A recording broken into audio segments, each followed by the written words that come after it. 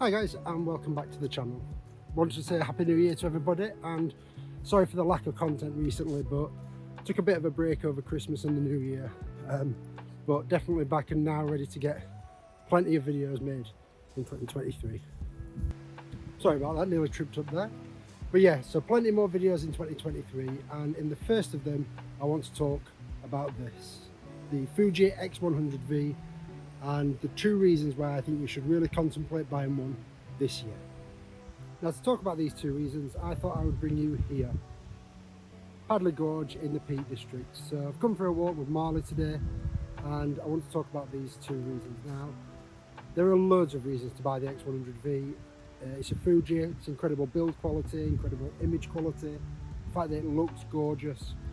But the two that I want to talk about today are, firstly, the fact that it will make me take more photographs, which will invariably make me a better photographer. And the second one is it will make me shoot less film, which will save me an absolute fortune, because in 2023 film prices are through the roof. So for the first one, why will this camera make me take more photographs? Well, there's a couple of reasons. Firstly is its size. So because of its small size, it can fit in jacket pockets, it can fit in a bag such as this one, so I'm more likely to take it with me where I go somewhere that I don't want to take a camera bag, or particularly have a camera slung over my shoulder. Because I'm going to take it more places, I'm invariably likely to take more photographs, and as everybody will tell you, the more photographs you take, the better a photographer that you'll become. Also, because I'll be limited to a fixed focal length, that will make me think more about the shots that I take, which again will improve my skill set as a photographer. Just before Christmas, me and the family went away to the Cotswolds for a few days, and I tested this out by only taking the X100V. I left all of my other cameras at home and just took that one, and I didn't miss having different lenses or better quality cameras whatsoever. I simply took shots as I was walking around, and I definitely took more photographs than I would have taken if I'd have taken any other camera or no camera at all.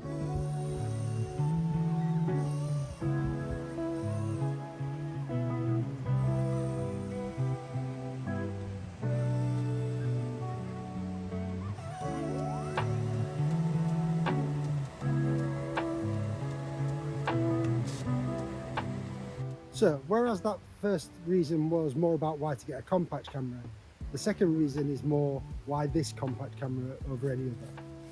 Now, to start off with, after going for a walk and chatting with Sean Tucker, sorry for the name drop there, I talked to him about the Ricoh GR3, which is what he uses, and I went out and bought one, thinking that's as compact as you can possibly get. Got that, and literally the day after I got it, realised that there was a mark on the sensor, so I had to send it back to Ricoh, and it took that long for them to get back to me. Like, I was still waiting after 3.5 weeks, and so I just said, you know what, forget it. I got my money back, and I decided to spend the extra on the X100V. Now, Sam, who you've seen in these videos before, I share a studio with, he's got one, and I'd tried his and just fell in love with it, but I felt that I couldn't justify the cost. But then that's when I thought about the reasons that I'm going to talk about in this video, and figured that actually, do you know what, in the long run, it's probably a decent investment. So yeah, that second reason, the fact that I'll save money on film. Now, no, before everybody gets in the comments, I am not saying that you can get the same shots on the X100V that you can on film cameras. You can't. That's why film cameras still exist. That's why there's such a huge community around it. Unfortunately, that's also the reason why the cost of film has gone up, but that's by the by. I'm not getting the X100V to stop shooting film. I'm still going to shoot film. It's just that in 2022 especially, I tended to take a film camera out on days like today where I've just come for a walk, and when you do that once a week or 2 or 3 times a month, over the year, that is a hell of a lot of film to be getting developed just for walking around. However, the reason why I like shooting film so much is that I just take the image and then forget about it. I don't do any post-processing on the whole, and I just take it and that's it. I'll leave it and wait to see what it looks like afterwards. And that's exactly how I shoot this camera. So because of the different film simulations and custom settings that you can have set up on this, at the start of this walk, I decided which custom mode I wanted it to be on, and I've taken every single image on that custom mode. After I've taken each image, I've not gone back and looked at it.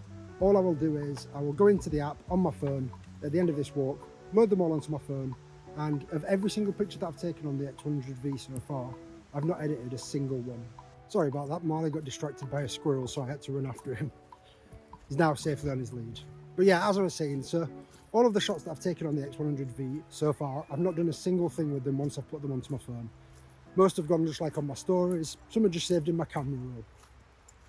But that's what this camera gives me. It allows me to take those snapshots of everyday life, not have to worry about editing them, still give me like a digital version of that vintage kind of, I hate doing this, but film look.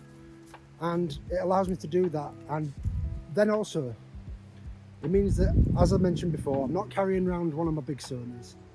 Those Sonys are for work, and by having the X100V, completely different camera system, completely different camera, completely different way of shooting, it allows me to separate the two a little bit better.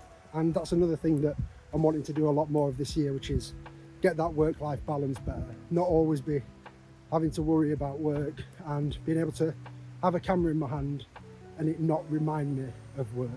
Because I think it's definitely one of the dangers when you do something that you love for a living, is you don't want complacency to set in, you don't want resent to set in, you don't want to start hating the thing that you love. So I do think that that's definitely something that this camera will give me.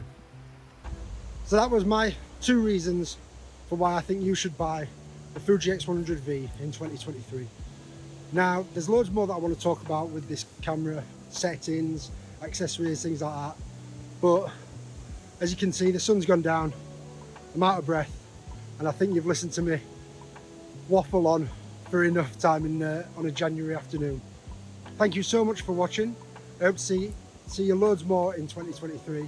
And as always, I'll see you in the next video.